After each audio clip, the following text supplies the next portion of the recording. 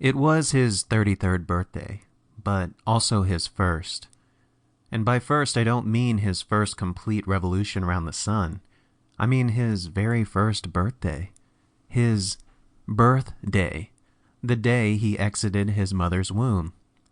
However, it was not his mother's womb per se, as his mother wasn't even present for his birth at all. In fact, she was several miles away, unaware any of this was even happening. And the womb he was exiting wasn't necessarily a womb at all, mind you, more like a hot tub, but smaller, like a one-person hot tub, or I suppose just a regular tub, filled with boiling mud and magma complete with sulfur burps, instead of actual water. Primordial soup, as it's called, the glowing, glimmering gunk hole from which all living things are born. His hands burst from the sludge and the grime, and his fingers gripped desperately at the earth, seeking leverage and eventually finding it in the form of a rather large tree root.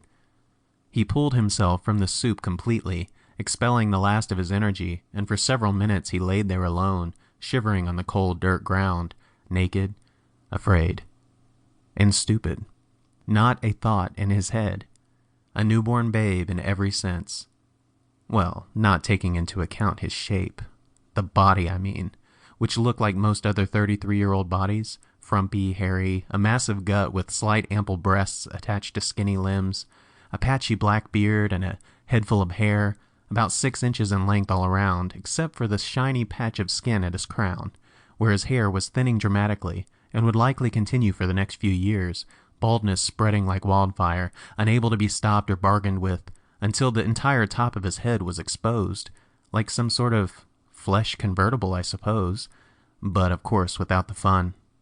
There's a good chance he would have laid there in that very position, fetal, thumb in mouth, crying, for the rest of his short life, moaning until his organs all failed from either thirst or hunger, or until some greater animal or insect finally came along to eat him up. However, only minutes after his birth, he was greeted by a tall, just as naked, man, with a thick, full black beard and totally bald head. He was carrying a large bucket of original recipe KFC in one hand and a half-eaten drumstick in the other. He pressed the drumstick firmly against the newborn's face and smiled. "Happy birthday, mate," the man said, not expecting a response and not getting one.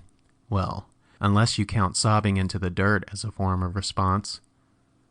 The chicken man sifted through the contents of his bucket, pushing aside the greasy breasts, and removing a small black brick, no bigger than a bar of soap, covered in an unknown substance, a viscous gel, brown in color, and the man proceeded to shove the brick into the newborn's mouth, somewhat violently and absolutely rudely, and forced his teeth to bite into it by jamming the heel of his hand upon the bottom edge of his jawbone repeatedly until the little red light on the outer end of the brick awakened, accompanied by a short series of eardrum-piercing beeps, at which the man removed the brick and tossed it back into the bucket. "Now you know stuff," the chicken man said. "Now I know stuff," the newborn repeated. "And now I must apologize for eating in front of you, seeing as that now you realize it was rude of me to do so," the chicken man said. "You see, I had a long night, and that turned into a short morning.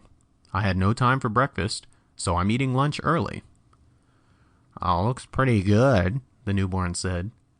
"It is good, but KFC chicken buckets are not rubber-class food. You know better, newborn," the chicken man said.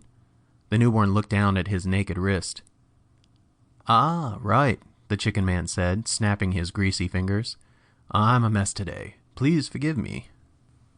He again rummaged through the contents of his bucket. However, this time he removed a wristwatch with a thick black rubber band. He blew and dusted the chicken crumbs off as best as he could, using only his peripheral vision, so as to not be rude, and handed the watch to the newborn. His greasy fingerprints remained, serving as sort of a glaze finish for the watch. "Rubber class," the chicken man said. "Not bad. Keep in line and you'll have a long, uneventful life ahead of you." He noticed the newborn scoff at this. "You know, uneventful may not sound exciting, but some events in life are downright terrible. Thinking of it that way, an uneventful life doesn't seem so bad now, does it?" the chicken man said. The newborn said nothing.